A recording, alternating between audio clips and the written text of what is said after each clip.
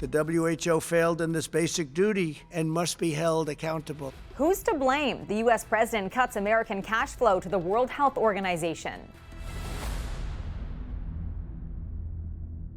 Welcome to Newsday. I'm Heather Butts. The Trump administration is halting all funding to the World Health Organization pending a review of the way it handled the coronavirus outbreak. At a press conference last night, Trump criticized the international agency for mismanaging the pandemic. The reality is that the WHO failed to adequately obtain, vet, and share information in a timely and transparent fashion. Trump claimed the WHO promoted China's misinformation about the virus and pointed the finger at the organization for not recommending large-scale travel restrictions sooner. Fortunately, I was not convinced and suspended travel from China, saving untold numbers of lives. The announcement comes amidst criticism Trump was too slow to react to the threat of COVID-19. The Canada-U.S. border will remain closed to all non-essential travel for weeks as the federal government announces tough new self-quarantine rules for travelers. If asymptomatic travelers cannot explain a credible quarantine plan, they will be required to quarantine in a hotel. If you're returning to Canada, your plan can be considered inadequate if you say you intend to stay with elderly family members, with someone with pre-existing health conditions, or if you don't appear to have a set destination. The feds will cover hotel costs and access to food and medication. Under the Quarantine Act, those caught not self-isolating can face fines up to $750,000 and 6 months in jail. You can get your vegetable garden going and your car tuned up starting today in Quebec. The province has revised its list of essential services. Businesses that can reopen include mechanics, mining and landscaping, even pool supply stores. Gardening shops were also added to the list. The guys are in the back building the screens for the caches, delineate which alleys are one-ways, and we want to have all the guidelines set up. The owner will not take any chances. He will only open once we have all the criteria met.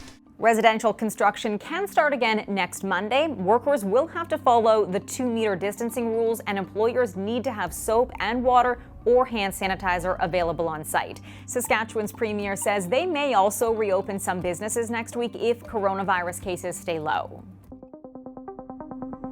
While there are plenty of rumors and fake news about COVID-19, so many, the WHO even has its own page for debunking myths, addressing common questions like, can I prevent the virus by sunbathing? Or, if I'm able to hold my breath for 10 seconds, does that mean I'm in the clear?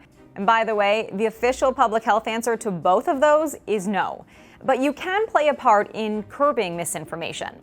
Put your skeptic meter very, very high. Be skeptical of almost everything if it doesn't come from, a really good source. Number one, think of the source. Is it a good source? Think about the kind of scientific information that is being used to support a point. Make sure that's not just one study or speculation. Is it just a story? Look for that good aggregated information. And when in doubt, always refer to public health authorities. Here's what else we're tracking. The Canadian Association of Emergency Physicians is warning the country may be just weeks away from a critical shortage of painkillers. The drugs, which include fentanyl and morphine, are necessary for some COVID-19 patients. The Bank of Canada wants retailers to continue accepting cash even as they try to limit physical interactions with customers. The bank says refusing cash at the checkout could cause unnecessary strain for those who rely on it and have limited payment options.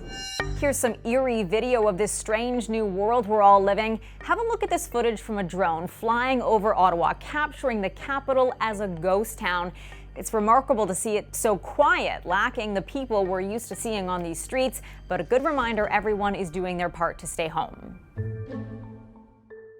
If you've had some intense dreams since coronavirus came along, you're not alone. Researchers at Harvard are collecting those dream stories. They say it's common for coronavirus dreams to be quite literal. You or someone you know gets sick, but another common theme, bugs. Masses of squirming worms and swarms of flying insects. Grasshoppers have vampire teeth. It makes an especially good metaphor for lots of little things that are cumulatively going to kill you, like a virus. She also found people are able to recall dreams more clearly. A lot of people are catching up on sleep. And so they're getting 8 hours, and you get the most vivid dreams in the sort of longest period of the night.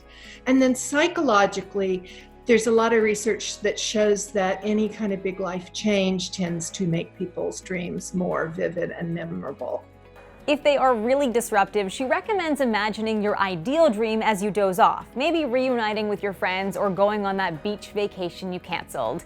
And that's something we can all look forward to. That is your Newsday. Reshmi Nair will be here this evening, and I'll be back tomorrow. Thanks for watching.